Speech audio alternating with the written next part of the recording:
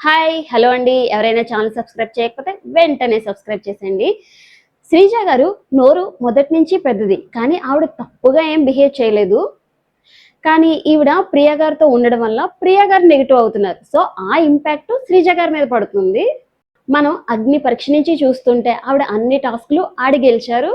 సంజన గారిని కెప్టెన్ చేశారు, కానీ సంజన గారే అలా అనేసరికి చాలా బాధపడ్డారు. కానీ శ్రీజ గారిలో మిస్టేక్ ఏంటంటే ఆర్గ్యుమెంట్స్ ఎక్కువసేపు చేస్తారు. ఈవిడ ఎవరికి స్టాండ్ తీసుకోవాల్సిన అవసరం లేదు.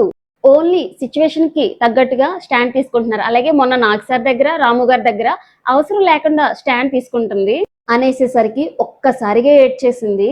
హౌస్ ఒక్కసారిగా రివర్స్ అయిపోవడం, కామనర్స్ అంటే వీళ్ళలోంచి ఒకరు ఎలిమినేట్ అయిపోవడం, అలాగే నాగ్ సార్ ఒక్కసారిగా తూతూతో అంటూ సీరియస్ అవ్వడం వల్ల అంట్లు తోముతూ బాధపడుతూ, నామినేషన్స్ వచ్చేసరికి అందరూ పెద్ద పెద్ద మాటలు అనేసరికి శ్రీజ ఈ స్ట్రెస్ అంతా తీసుకోలేక ఒక్కసారిగా ఏడ్చేసింది. అప్పుడు అనిపించింది ఓనర్స్ కూడా ఆ టెనెంట్స్ కూడా అప్పుడు అలాగే కదమ్మా చేశారు అనేసి. తిను చాలా బాగా ఆడుతుంది అనిపిస్తుంది. కంబ్యాక్ కూడా ఇస్తుంది అనుకుంటున్నాను. Please like, share, subscribe.